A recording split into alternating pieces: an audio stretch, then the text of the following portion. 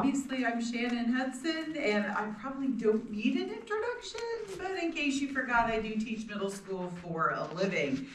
This evening, my goal is to introduce you to just a select few of our Black Civil War troops that we know were in the county that ended up here for a variety of reasons. And I picked a few that have kind of a very interesting history. Thanks to Deli, she was able to find this document, which got us started. We know that the Black Civil War troops were not invited to join until well into 1862, 1863, when Abraham Lincoln kind of put the final proverbial nail in the Confederacy coffin by allowing Black troops to join. The Confederacy was not amused and put out some very interesting edicts about what to do in case you run into a captured Black soldier in a Union uniform, and we'll touch upon that. We know that there were a couple of them that did advance past a private status. I do not have them in this PowerPoint, but what I do have is a list of all of them, and I can come back and do others at a later time. But this is where we started, and we have been able to find an awful lot of them. So let's go back to 1862. Lincoln says, "Gentlemen, we need you. I don't care how you get to the north, but we want you to join the effort," because Blacks had been begging to join. Their main philosophy is, you're fighting for us. You're fighting for our freedom. Why would you not want us? Well, let's be honest, at that time, yes, we were fighting for the Blacks, but yet in a large part of the country, we were fighting for states' rights versus Union rights. So by 1862, we signed them up, and the United States Colored Troops, which is very clearly designated in their military papers, it wasn't just a soldier, you were USCT. And eventually by the end of the war comprised over 10%. We know that these Black troops, these regiments, these brigades were often put on the line in the most dangerous jobs. The 28th, which we'll talk about, was at the Battle of the Crater. And they had been trained to do what they needed to do. They were digging the tunnel, and they were supposed to go first, and Grant changed his mind at the last minute, sent in white troops, and we all know that Battle of the Crater was an absolute debacle for the Union. Had it gone the way that they were trained, things would have been remarkably different. Jefferson Davis proclaimed, if you see a Black man in a Civil War or a Union uniform, please feel free to do whatever you would like to do to them. And we have documentation of horrendous deaths, beatings that occurred to Black men. Most, in fact, we can guess probably about 90% of the Black men who were captured never made it out. They never survived past the prisoner of war camps, and if they did, they had horror stories to tell. So Jefferson Davis was not amused, and it really did not matter. Montgomery County, we had a huge stake. We had Blacks and mulattoes signed up from the area. Most were in the infantry. There were no cavalry except for one, and he ended up being an officer. Most of them retained the rank of private. There were a couple that made it to sergeant. Most of them fell into three categories after the war. They survived and came here. We know that a lot of the Black men who came, Black Civil War men who came here, mustered out of Texas because that was their last stop. And probably what happened was one of the Crawfordsville natives said, "Hey, watch y'all come. We've got a great little city, Crawfordsville, Indiana. You're going to be north, and it's a great underground railroad station," because by that point we had already made our fame. And we think a lot of them came up here. We have no other connection to these men from Kentucky, from North Carolina, from Tennessee that ended up here other than that Texas camp. And so they mustered out in November of 1866, and they ended up here. The second one, they were mustered out, wounded, They were brought home to be cared for. A lot of them did not fare well after the Civil War. They had a very difficult time finding jobs. We now know that was PTSD. There's no question about it. They were suffering from what they saw. And then once they got here, some of them succumbed to illnesses. A lot of them, thank goodness, did thrive, and they were able to tell their stories after the war. There's two places in town that you can see their stories, see their names, and that is Old Town Cemetery and the Black Civil War Soldiers piece that Deli was able to find for us.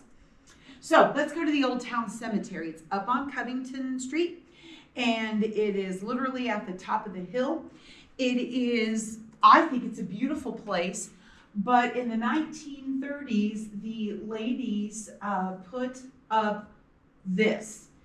And it's rather telling based upon the time, but the top gentlemen listed from Henry Reed up through Samuel Bennett are all white. The bottom ones are all black. And this was erected by the Women's Relief Corps in 1933. And I just find that as a kind of a telling statement as to, in 1933, what was happening politically and in our environment. But they're all marked United States Colored Troops. We have been able to find all but two of them. Austin Carpenter, we have very little information about him, and Isaac Jones. We've tracked him. We think we've got the right Isaac Jones, but we're not 100% sure. But we do know a lot about Nelson, Patterson, Harvey Smith, Monroe Vick, and Charles Wickliffe, and I'll introduce you to a couple of those this evening. Deli was actually able to find a couple of them in these just obscure document, and we were able to find some of them also in our local newspapers that Chandler Leidy had documented. So where did they serve? Well, here's kind of a sticking point for those of you who are familiar with Oliver P. Morton, and I'm sure you're all giggling and shaking your head because he was quite a character. Oliver P. Morton said, Indiana doesn't need black soldiers. We got this. We got it covered. So other states said, fine, we'll take them, and they did. So we have our United States colored troops from Montgomery County going to Colorado, Massachusetts, all these other states, Michigan. We have several that went to Michigan. And they weren't stupid. They wanted to fight, and they signed up for whoever happened to come to town to enlist. And that's exactly what they did. By the time Oliver P. Morton figured it out, most of our black troops were enlisted elsewhere. So that's why Indiana has a lesser number of black troops than a lot of other states, because Oliver P. Morton just was Oliver P. Morton. Moving on. So here we go. Nelson Patterson II. We've talked about him before in the other presentation. He was born a slave in Kentucky. He was part of the troop that came up with Thomas Fry I from the Kentucky area. Thomas was the one who lived in the Danville, Mercer County area and said, I'm done, enough, let's move up here. Two of his sons, Francis Fry became a merchant, Thomas Fry II became a doctor, and also served in the Civil War. Nelson has a very colorful history. He worked for the Elstons, among other groups. He's apparently quite the bartender, and served quite a number of very creative drinks based upon some of the documents we have.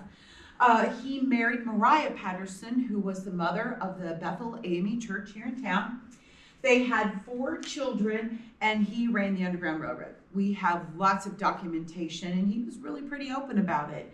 By the 1970 census, he'd returned from the Civil War. He bounced back and forth in the census between a mulatto and a black, which is real interesting. We can't decide whether that was just the census workers' perception or whether that was how they chose to identify.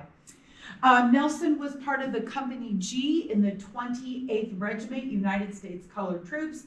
He was one of those that mustered out in November of 1865, 1866. He died April 3rd, 1873 without a headstone. So his daughter, Lucy, who was the youngest of the 4 children that he and Mariah had, petitioned the government for a military marker, and that stands as part of the Old Town Cemetery. We found his records, and I am an Ancestry.com nerd. I love to go digging. And when I found these papers from Nelson, I just had goosebumps because he was real. He was real. And I don't have a signature, but what I have is proof that this gentleman really did serve in the Civil War. And if you've ever tried to research blacks in the Civil War, good luck, because most of them don't have papers. We've been fortunate enough here in Montgomery County, we've been able to find them. Wesley Foster, oh bless his little rebel heart.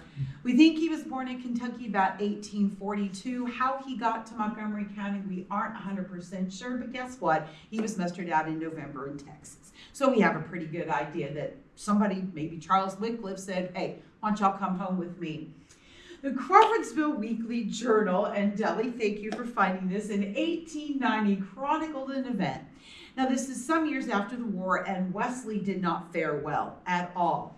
According to the article, Wesley beat the crap out of Silas Meisner out of Smartsburg, which then caused Silas to drive himself into town and wreak havoc. All because Wesley apparently bonked him on the head. Well, you can read as much into that as you want to. Silas probably was just looking for an excuse to wreak havoc, and Wesley was black and was in the wrong place at the wrong time. So poor little Wesley, he got blamed for all of this Silas menagerie of bad activity that he did, and spent some time in jail, ended up getting out, and near his death, Wesley had some sort of a fit. The newspaper was unclear as to exactly what that was, other than the newspaper mentioned that it involved some whiskey.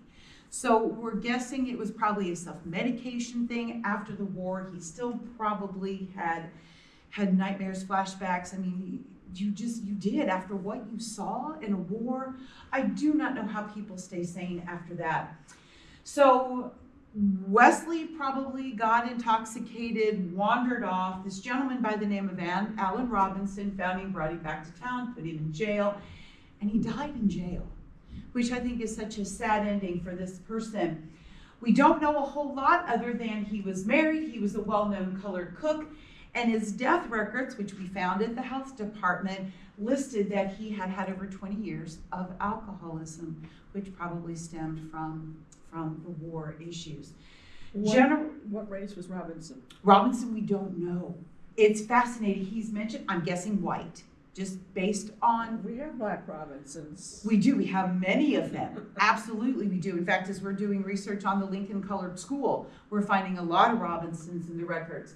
But what's fascinating about Wesley... Yes, sir? Pardon me. So he died in Round jail? He died in jail. We think so. Because as I understand it, that was the only jail in 1894. If I'm wrong, but I think that was the only one in town. Now, General Lou Wallace, he just pokes his head in every now and again, and he's just fascinating with what he does. He decides he's going to provide cabs and carriages for those individuals who want to go to the funeral, which was held at Bethlehem Ii, as well as the burial. And he is here in town. He's buried at the Masonic Cemetery. I can't remember what plot he is, but he is here. And he was given the honor of a firing squad at his funeral. So I'm hoping that wherever he is, he's smiling, that we are remembering him and his struggle. The obituary was very clear. He was a simple, kindly spirit, and when sober, a hardworking and cooperative man. And I think that probably says volumes about the struggles that he had. Charles Wickliffe is another of our black troops. He was born about 1830 on a plantation owned by this William Wickliffe, who was a fascinating person. William was born in 1808 as the 8th of 5 boys and 5 girls from Virginia. William's father had been a Revolutionary War hero and come to Kentucky, purchased land, blah, blah, blah. William, Charles's owner, was raised on this farm, and William decided he was going to Kentucky. He was just going to pick up and go and learn how to live in the wilderness, which he did. And he took flatboats to New Orleans. We don't know if Charles went with him. We think he probably did. But when war broke out, William owned 500 acres of land, and 16 slaves, one of whom was Charles. On Charles' registration papers for the military, William was listed as Charles' owners, and we assume Charles was given permission by William to enlist, but we don't know. We've got several of these individuals who were very brave. They listed their owners. They could have easily been hauled back to where they went, but we don't know whether William was okay with this or not. But at any rate, Charles is like, see ya, I'm out of here. He registered in Company D, 28th Regiment, another parallel, United States Colored Troops. He was at Petersburg, Richmond, and then Rio Grande, Texas, which is where most of our black enlisted men came from. While living in Crawfordsville, he was a big member of the Bethlehem Church. He was a deacon. He held other leadership possibilities or positions, but he died of tuberculosis 3 years after the war. And you know darn good and well where he got it, because so many men came back with tuberculosis.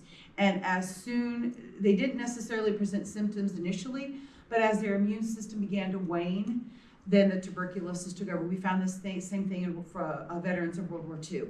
A lot of older gentlemen that succumbed to tuberculosis after the civil or after their service. He left behind a wife, and he was well loved. I would love to meet this person. I've got a million of them, but we do have his military papers as well. Thank you, Ancestry.com. But he signed his name with an X. So at that point, obviously, he did not know how to read and write, which is not surprising based upon the laws that were enacted to make sure that those individuals did not learn to read and write. Next, we have Harvey Smith, and I have dug and dug and dug and dug and dug. I know nothing about this gentleman prior to the Civil War. He was in Company E, 109th United States Colored Troops, and he was killed in a brawl downtown with Zach Williams. Zach Williams was an Underground Railroad conductor who was married to Mariah Williams, who was also an Underground Railroad conductor. So here's the story, short, sweet, and to the point. 4:30 in the morning, Zach shoots Harvey. Here are, and the newspaper article is fabulously detailed. And then, of course, I had to go find out where Wasson Corner was. Basically, it's at the corner of Washington and Market Street. Zach apparently was living at the National Bank. We assume he was probably some sort of security guard, but we don't know that for sure.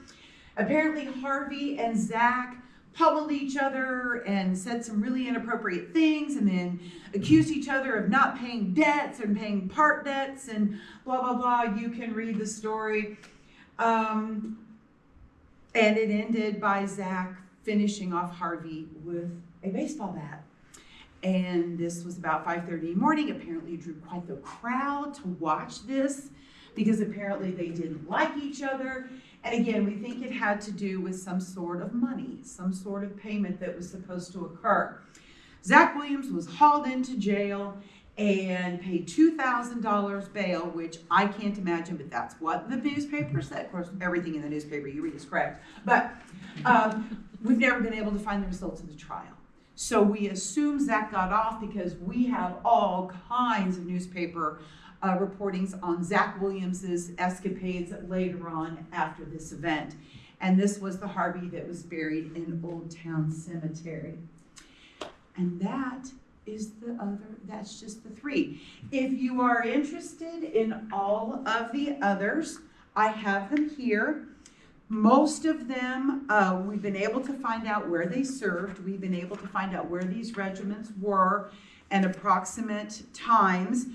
We know that a lot of them were at the Battle of the Crater, and they were trained prior to going in, prior to Grant changing his mind. There is a wonderful marker downtown Indianapolis where the 28th was formed.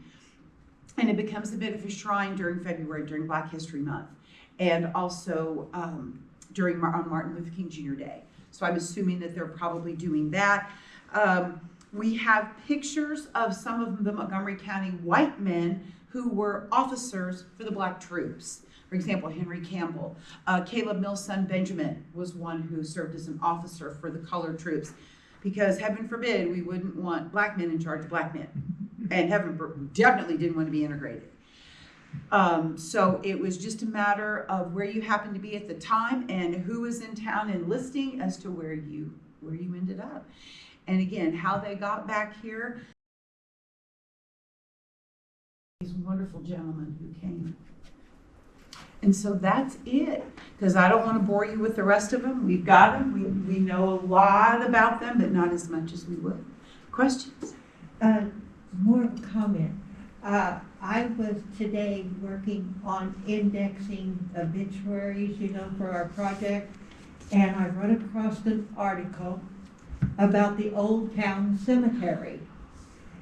And I read the entire article because it was talking about bones washing out of the cemetery, and that the deputy sheriff was given the job of collecting these bones and depositing back in the cemetery. And they said that the person was obviously a male and that he was a big guy because the bones were big. And they couldn't find any tombstone of a large man that would have been about this age time.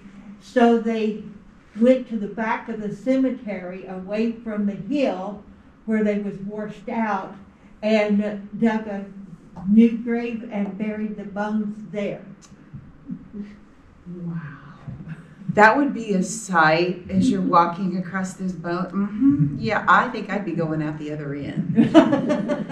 But how fascinating. I would just think if there were DNA in those bones. Yeah. And we could trace or possibly connect Maybe an it was one of your ancestor. black guys. It could have been, because we know, because they were listed last on the marker. If it's anything like the Thorntown Colored Cemetery, they weren't buried in caskets. They were probably wrapped in blankets and or potentially just clothing and lowered down into the ground and buried, because as we've done research for the Thorntown Colored Cemetery, there aren't even remnants of coffins and caskets. So it very easily could have been. And I don't know what our practices were here in the county for burying. I mean, if you got the Black Hawk, that was well before the Civil War, Revolutionary. That a lot of the Revolutionary gentlemen are out at the Oddfellows. There's several of those in the kind of back northwest corner. I didn't mark, I probably should have marked down the date and all of that I'd paper, love to see it. but, Yeah, that would just be was quite the in thing one to tell of your the- kids. Deli's got the paper that shows the newspapers that I went through today. She's got the list, and it was one of those papers, and it was on the front page. Of course it was. Of course it was. What a great story to be on the front page. But it also could have brought attention to the fact that we really don't know 100% who's there. And in a lot of these older I cemeteries, didn't even we know just there don't know. was that cemetery. Never heard of It's a it. beautiful, and the wrought iron fence that now surrounds it, I guess was an afterthought. It was built after the cemetery had been used for some years. I think Union Township takes care of it. Didn't they do a underground survey of that cemetery? They may have. I know we did a ground penetrating radar out of the colored cemetery. I would assume, I would think they would have done Old Town. Old Town's it's a beautiful, very peaceful place, and a lot of people don't even know that it's there. My ancestor from the Revolutionary War was buried there. At the Old Town. Who is it? I've got to be Thomas nosy. Mason. Thomas Mason. Okay.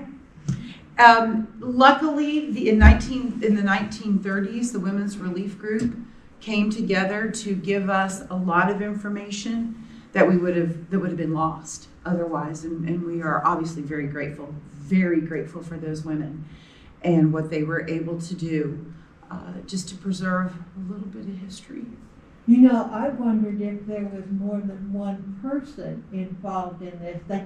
The article actually didn't say if there was bones from more than one person.